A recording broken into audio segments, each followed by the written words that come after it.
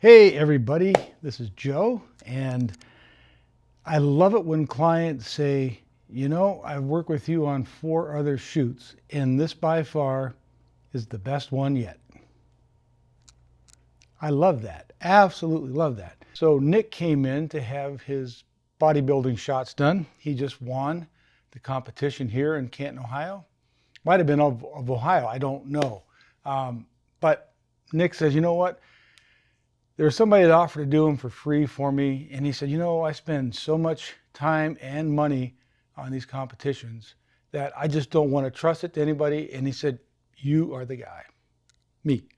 So I said, you know what, Nick, are you open to doing some stuff? I said, I have trying something different. We always used flash before, and as you know, if you're following this channel, I started to use consistent, continuous light, and it's really, it really did well. I only used one light, which is not normal for this type of work because I always like to use a little bit of backlighting or, and he said, no, let's try it. So we tried it.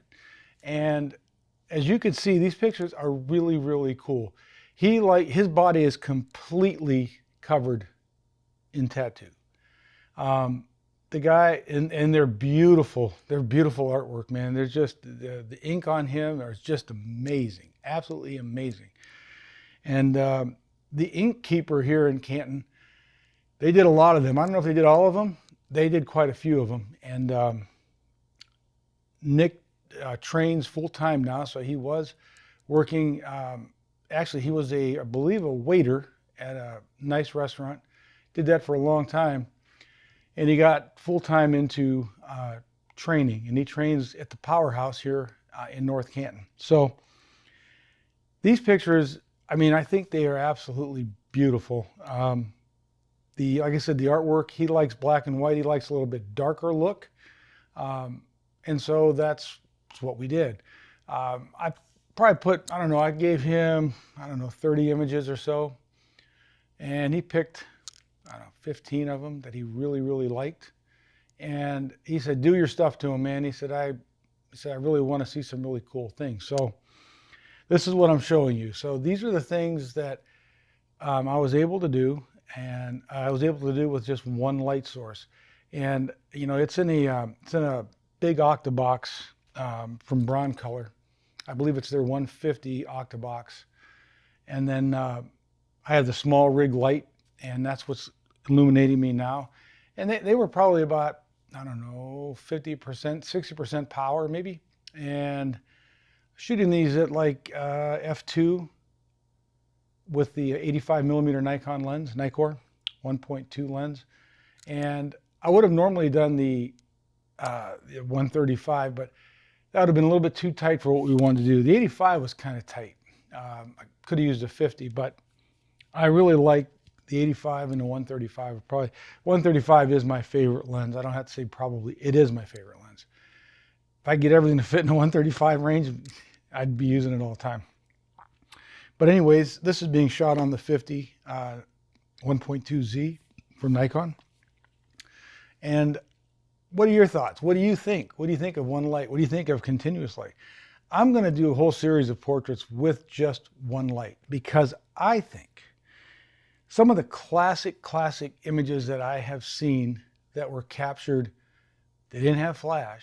They usually used light coming, they made the light work for them, whether it's coming through a large window, whether it was outside. They manipulated the scene to make it work for them. And it's easy to light. I mean, I have no problem using flash. I've been doing this for 30 years, and I have Elinchromes, and I have Broncolor, and I have Profoto.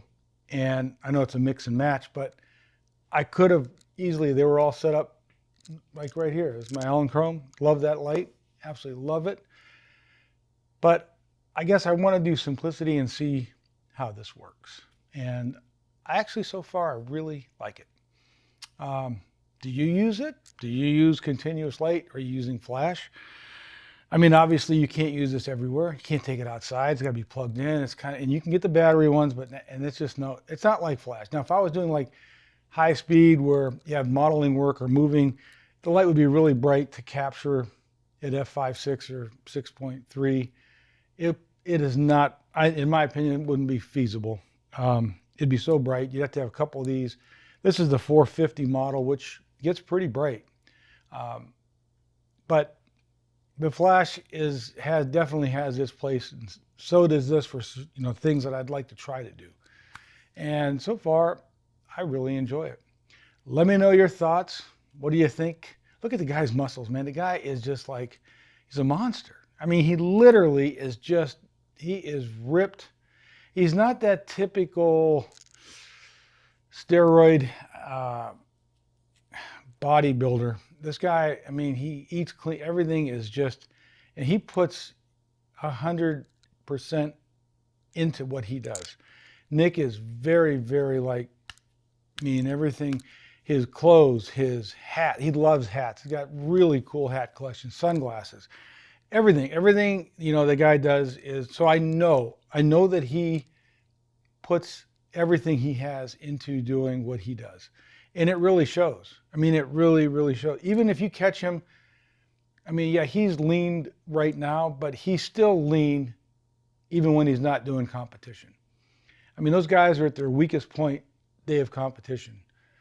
But you can walk up to Nick pretty much any time during the year and he looks ripped. I mean, the man is just strong and dedicated. And that's how I want to be with photography. I want to be dedicated, and I believe I am. I just try too many different things, but like this. However, it just keeps evolving and evolving, and I'm not afraid to try something. I don't want anybody to be afraid to try something. You got to try stuff. You got to try stuff because you'll never know. All we like is what we know. That makes sense? All we like is what we know. So if you don't know this continuous light, you're not going to like it. You might like the results, seeing somebody do it. And if that gets you into doing it, if this helps you get into doing it, not just for video, but for photography, hey, I've done something, right? That's how I learned. That's how I pick up things. YouTube is a great place to learn stuff. Before it was all books, magazines. You'd have to subscribe to different magazines and people that you liked, and they would, you send a monthly letter and some really cool pictures and how they lit it. And Dean Collins was I was a huge fan of his. Huge.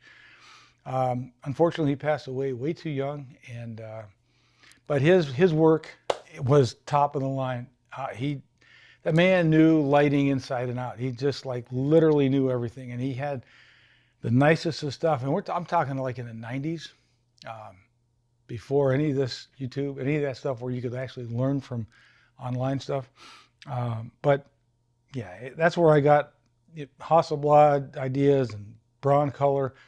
The Broncolor he had back then wasn't the Broncolor today. I mean, the Broncolor, there were the packs, and I don't believe they had the battery-powered mono lights and all that stuff, but those packs were phenomenal. And I mean, he would take truckload of gear to do a session at an airport, somewhere where he was sought after. Look him up, Dean Collins. Really, really cool guy. Anyways, I hope you guys enjoyed this video. If you did, give me a thumbs up. Subscribe to the channel. I would appreciate it. This is just a fun channel. I'm not, I got 114 people right now. It is what it is. And I'm doing this for me. And maybe I could help you, somebody out here that might be able to pick something up from this. And that is my goal, to help somebody. Let somebody break out of that little shell. Whether it's camera gear, lighting, whether you're having a bad day, money issue, whatever it is, I've been through it all, man. I've been through it all. And I keep going through it all. And we keep going through the things. We'll continually go through those things until we learn that lesson. I truly, truly believe that. Anyways, have a great day, and I will talk to you guys later. Bye.